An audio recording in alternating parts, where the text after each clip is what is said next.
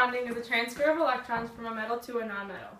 Some physical properties of ionic bonding is that they have strong bonds, high melting and boiling points, they have electrolytes, and they're hard and brittle. An example of an ionic bond is salt. Tastes good on your french fries. Salt is a mixture of sodium and chlorine.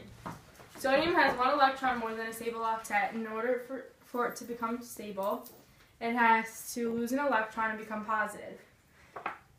Chlorine has one electron short of a stable octet, so it has to gain electrons in order to become stable and become negative.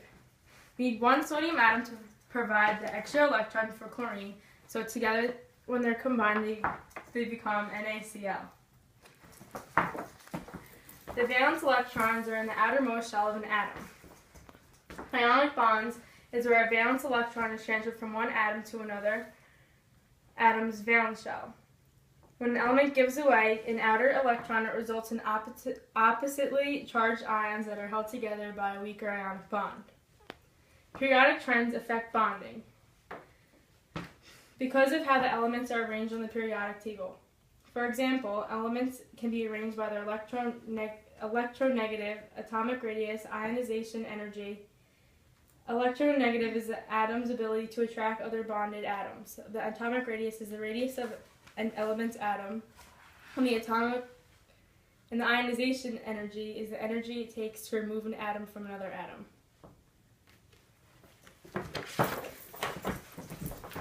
Covalent bonding. Electrons are shared between two or more nonmetals. They are molecules, which is a covalently bonded substance.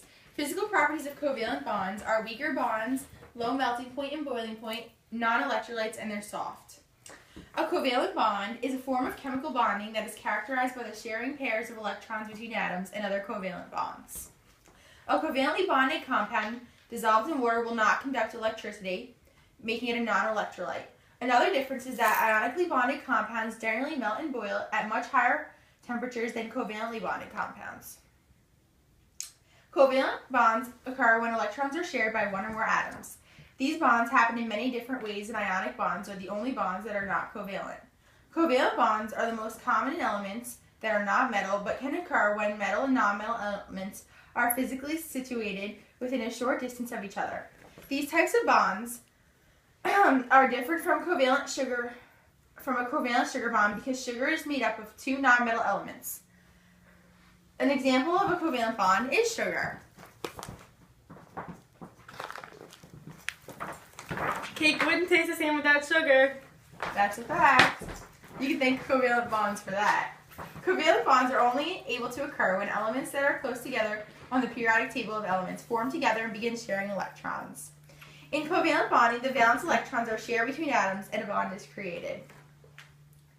Atoms with higher electronegativities and high ionization energies will hold on to electrons. So if two nonmetals bond, they will form covalent bonds. If the electronegativities are very similar, the bond will be nonpolar covalent.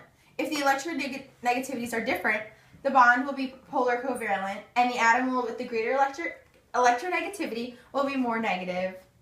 Atoms with low electronegativities and low ionization energy can easily lose electrons, forming positive ions. You now know about covalent And ionic bonding. Bye.